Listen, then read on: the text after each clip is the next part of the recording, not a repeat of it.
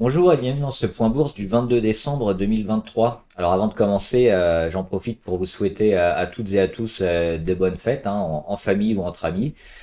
On se retrouvera la semaine prochaine probablement. Et puis je voulais vous remercier aussi pour tous vos partages, vos likes et puis vos commentaires sur les vidéos, ça fait plaisir. Puis ça permet de partager des idées différentes, hein, sur les actions et puis la bourse. Voilà, alors un petit point aussi sur les fermetures. Dans 2 jours, c'est Noël. Ce sera dimanche, le réveillon dimanche, le Noël lundi. Donc lundi, les bourses seront fermées en Europe et aux États-Unis. Et mardi, normalement aussi, ce sera fermé juste en Europe, donc à Paris notamment. Et ça ouvrira aux États-Unis, hein, dès mardi, donc à partir de 15h30. Et on reprendra la semaine mercredi sur Euronext. Voilà. Un petit point sur les chiffres éco. Il y a eu quelques chiffres, notamment en Grande-Bretagne, qui étaient plutôt corrects. On va s'intéresser juste à ce qui s'est passé aux États-Unis, notamment les PCE Core. C'est un peu l'indice des prix pour les ménages et l'augmentation des prix. On prévoyait 3,4, on a eu plus 3,2, donc ça confirme aussi la baisse des prix et de l'inflation aux États-Unis. On va commencer juste avec ce graphique, un Como notamment. C'est pour mesurer les matières premières et les énergies notamment. Donc ça mesure aussi l'inflation. Léger rebond, hein, on est revenu taper ici les 20,8. On le voit ici, c'était l'invasion en février, l'invasion de la Russie en Ukraine, hein. Donc on a eu l'explosion. On y est revenu une première fois au mois de juillet, on y revient une deuxième fois. Donc là, c'est normal, hein, c'est comme les actions, on fait un petit rebond, mais on est quand même dans une tendance de baisse de l'inflation. Donc on a les chiffres un peu partout qui vont dans ce sens. On va regarder notamment le Brent, hein. Donc le Brent, c'est pareil, on a depuis quelques jours un léger rebond, mais on est dans une tendance quand même de retour à la moyenne, dans un gros range, hein, entre les 70 et les 95.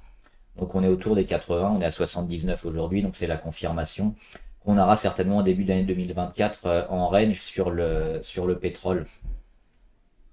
Le cuivre, on en avait parlé, il est en train de sortir, probablement une sortie vers le haut, et un prix du cuivre qui devrait augmenter donc en 2024. Donc si on veut jouer le cuivre, hein, c'est probablement maintenant. On aura comme objectif ici les 4,2 assez rapidement. Le gaz naturel qui a fini sa chute aussi en léger rebond. Et lui, on l'attendait avant, hein, ce rebond ici sur les 3. Finalement, on est venu taper les 2,2. Les légers rebonds aujourd'hui. C'est peut-être enfin le plus bas, hein. On va arrêter de dire ça parce que ça fait un moment qu'on espère un rebond sur le gaz. Les stocks commencent quand même à baisser et il va falloir forcément faire des réserves, hein.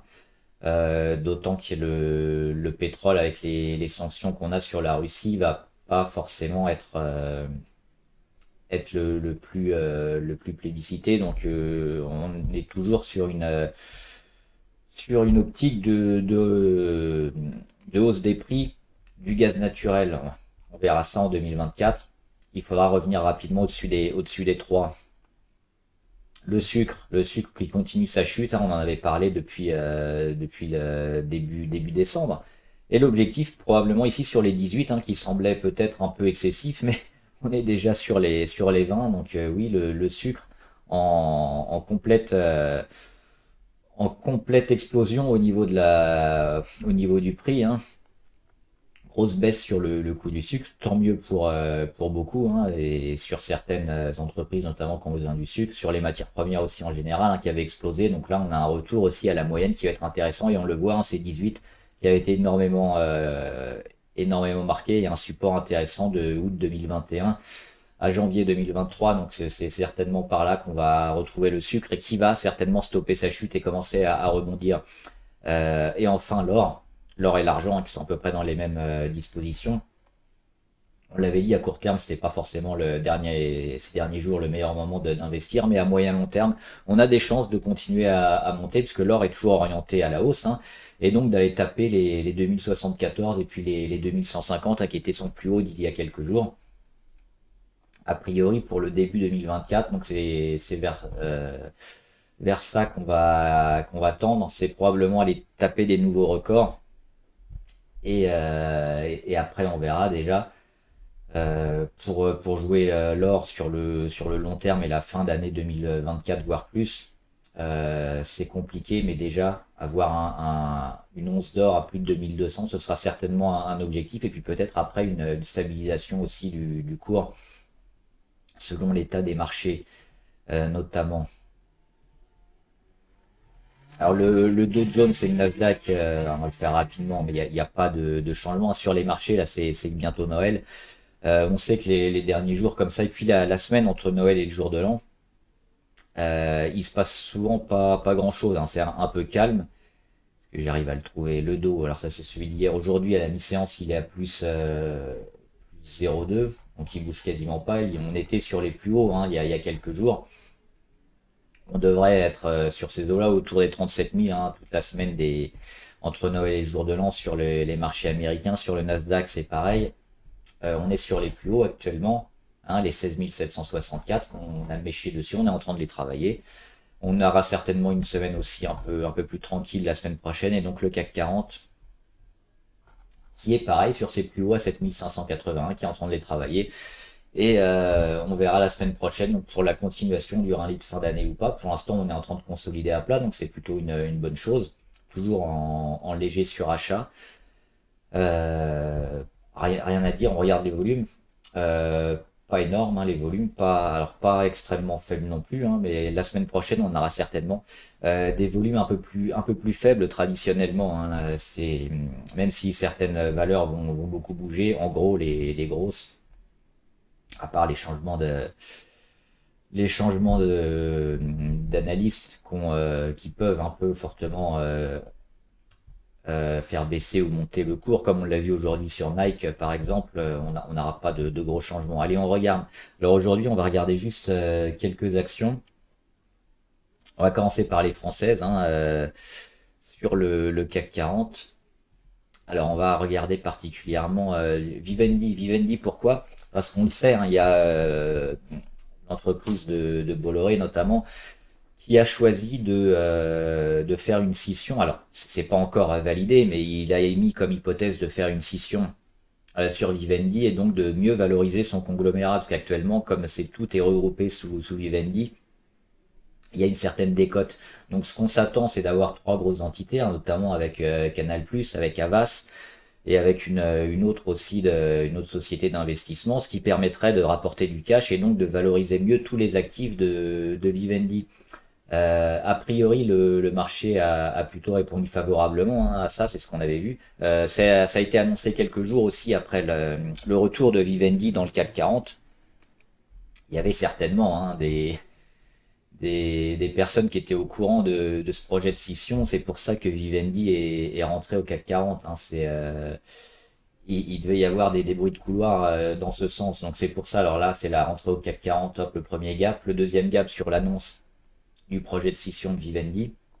Alors on ne sait pas encore les détails, comment ça va se faire.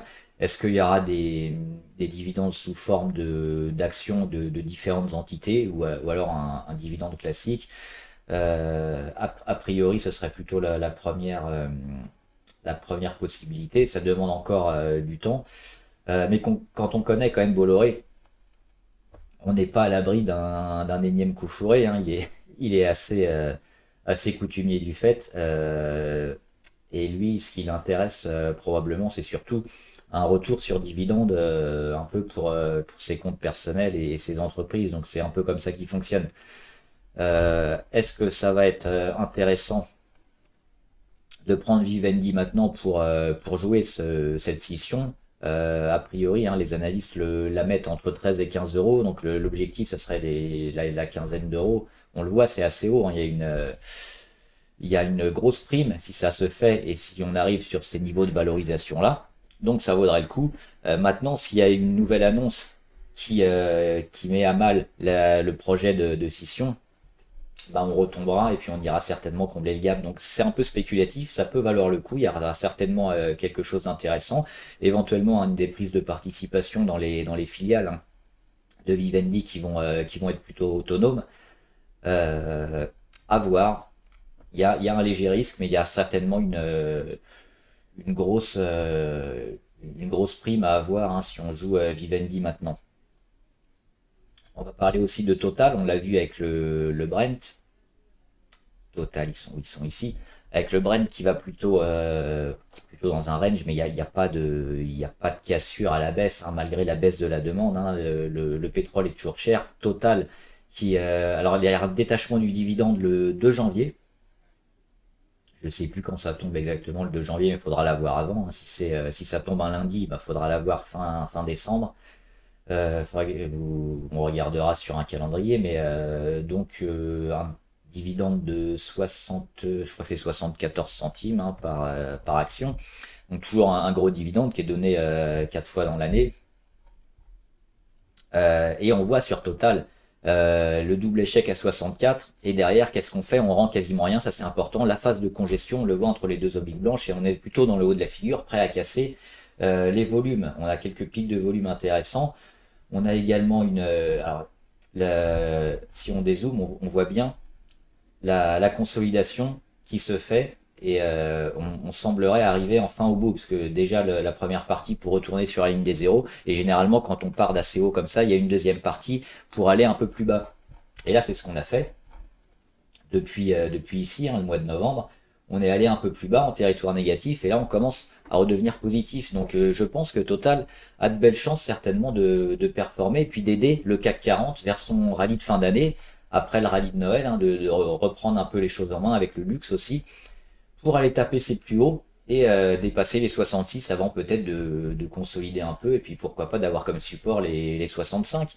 Mais c'est probablement une belle valeur à jouer dès mardi hein, à l'ouverture. On verra l'état des marchés, mais sur Total, probablement favorable.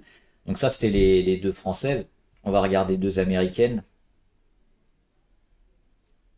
avec notamment Nvidia. Alors j'aurais pu parler de Alphabet, c'est Google, de Meta Platforms, c'est Facebook, de Microsoft ou d'Amazon. C'est aussi des quatre belles valeurs que j'aime beaucoup. On va parler de Nvidia. Pourquoi? Alors certains la trouvent un peu surévaluée peut-être. Moi j'ai trouvé les résultats quand même assez exceptionnels. Hein, les résultats qu'ils ont donnés ici au mois de fin novembre. Il y a encore un momentum, je pense, assez important sur Nvidia qui a beaucoup qui est leader déjà dans son secteur et un secteur sur l'IA qui est vraiment en train d'exploser partout dans tous les secteurs. Hein. On le voit même au niveau médical, au niveau informatique. Enfin, l'IA elle est partout et elle est en train de s'insinuer un peu partout. Et Nvidia qui fait partie des leaders depuis peu sur ce secteur. Euh, qui a fait des résultats mais phénoménaux dernièrement et qui continue de battre à chaque fois les consensus. Il y aura certainement en ce début d'année 2024 encore un plus haut à aller chercher.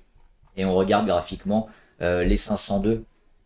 Ici, échec, un troisième échec, mais ce qu'on regarde comme ça, quand on a des échecs sur ces mêmes niveaux, qu'est-ce qu'on rend? Quelle va être la force du rebond et puis plutôt la force de la décote sur l'échec sur les plus hauts? Et on le voit ici, c'est pas énorme sur les premiers. Et là, sur le deuxième, il revient ici.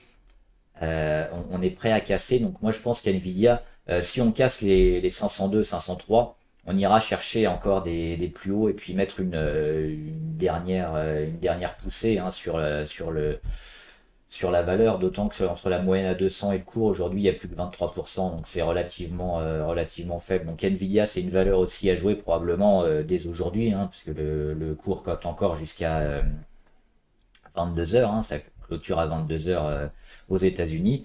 Et enfin, Walt Disney. Pourquoi Walt Disney? Grosse chute, on le voit ici, de 55% entre le mois de mars 2021 et le mois de juillet 2022. Ensuite, une période un peu de transition où on marque surtout les points pivots importants. Et puis le début de recovery un peu, parce qu'on était déjà allé taper les moyennes à 200, mais là on la tape alors qu'elle est quasiment plate. On a eu déjà cette grosse période hein, d'accumulation, de chute encore sur Walt Disney. On retrouve les 90 ici. Hein. C'était le plus bas qui avait duré un moment, qu'on a enfoncé un peu plus tard, mais là on les retrouve. Et on les retrouve comment? Après un W, après un gap ici entre le 8 novembre et le 9 novembre, gap haussier à l'ouverture qui n'a jamais été comblé depuis. On retrouve donc notre support à 89, on casse la moyenne à 200, on revient prendre appui dessus sur la moyenne à 200, sur le support à 89, et puis qu'est-ce qu'on a dernièrement, si on zoome un peu, cette mini-phase de congestion qui devrait permettre à Walt Disney, si elle sort, casser cette phase de congestion qu'on va matérialiser comme ça. Donc peut-être ici encore un petit travail, et puis boum, ici dès qu'on cassera le signal pour un retournement long terme sur Disney, les chiffres étaient intéressants, notamment sur à la fois les parcs qui refont à nouveau pas mal d'argent, et puis le streaming sur Walt Disney, tout ce qui est plateforme, qui rapporte aussi pas mal à Walt Disney. Donc je pense que la décote a été tellement importante sur Walt Disney qu'on les retrouve maintenant sur des niveaux de valorisation super intéressants. Donc là aussi, c'est une valeur intéressante à prendre pour la fin d'année. Et enfin, on va faire deux spéculatives. Donc c'est plutôt des coups. Donc on met éventuellement une petite taille de position, hein, pas énormément. Alors Beneteau, je l'ai mis dans les spéculatives, mais elle est plutôt solide. Je l'ai pas mis dans les spéculatives parce que c'est pas une spéculative. Mais je voulais en parler quand même de Beneteau. Parce qu'on a un possible retournement, on le voit ici, grosse phase de correction, hein. On est parti sur les 17, on rebondit sur les 10, donc on perd énormément. Et enfin, hier, elle casse son oblique ici de correction après avoir quand même bien travaillé sa zone des 11,40. On casse, aujourd'hui on se met quasiment au même niveau, donc ce qu'on peut attendre pareil sur Beneteau, c'est un travail. Alors je sais pas dans quel sens il ira, hein, je suis pas devin, est-ce qu'on va continuer à monter avant de corriger et puis de rebooster, ou alors aller directement vers l'oblique et puis de remonter, mais on aura certainement ce travail, hein, cette construction qui devrait permettre au titre d'aller chercher un retournement, parce que là on a bien travaillé la zone des 11,40, la zone support, et surtout oui, ce que je voulais montrer c'est ça. Il y avait un gap, je l'ai enlevé depuis, hein, il y avait un gap ici, le 2 décembre, sur les 10.7, 10.8 environ, et il a été comblé ici, hein, mi-décembre. Donc ça c'est important. Le cours a dégringolé jusqu'à combler le gap qui datait de quasiment un an. Et derrière, qu'est-ce qu'on fait? On va chercher l'oblique, on accumule sur support et on casse. Donc il y aura probablement aussi un retournement intéressant sur Beneteau. Et enfin, une spéculative, donc c'est celle-là que je voulais faire, c'était Fermentalg. Alors j'étais très négatif sur Fermentalg dernièrement, mais depuis peu, ça peut redevenir intéressant. Pourquoi? Alors on le voit, hein, le graphe il est dégueulasse, c'est horrible. Normalement on n'investit pas dessus. En plus on est sous les 1 euro, donc attention. Mais il y a quelques motifs d'espoir. Ici, le pic de volume, on le voit, donc grosse rentrée. Alors ce qui est négatif généralement, c'est quand on a des gros pics de volume, des gros pumps, et que derrière, c'est rendu petit à petit et on n'arrive jamais à tenir les niveaux. Là, qu'est-ce qui se passe? C'est sur ce chandelier-là, hein, du 1er novembre. On se maintient au-dessus. On va mettre, regardez, hop, sur le 1er novembre. Ici, c'est les 0,23. On s'est maintenu au-dessus tout le temps. Donc c'est-à-dire qu'on a eu un gros pump. Alors après, ça a travaillé, mais la fin de journée a été tenue. Et donc on a une accumulation, un phénomène ici avec toujours pas mal de volume, hein, par rapport à ce qui s'est fait dernièrement, une accumulation. Le retournement, il n'est pas pour demain, mais déjà, on a probablement la fin de la chute. Donc ce qu'on peut attendre sur Fermental, c'est peut-être un peu de construction et puis peut-être un peu de spéculation aussi. Donc éventuellement une grosse poussée un jour ou deux avec des gros chandeliers qui risquent de pas durer. Donc c'est pour ça qu'on le jouera certainement en court terme. Pour jouer quoi? Peut-être la moyenne à 200 ou la zone ici sur les 0,59. Donc on peut avoir des gros chandeliers qui vont arriver comme ça pendant quelques jours, il va rien se passer, puis un jour, boum, on va avoir un gros chandelier qui va venir taper la moyenne à 200. Moi, je vendrai, hein, si j'achète, je suis pas rentré dessus, mais si j'achète prochainement, c'est le scénario que je jouerai, et puis faire un gros boom pour aller taper les 0,5, 0,6 assez prochainement. Voilà, j'espère que la vidéo vous a aidé. Dites-moi ce que vous en pensez en commentaire, et puis on se retrouvera la semaine prochaine sur les marchés. Encore une fois, bonne fête, bon trade, et à plus!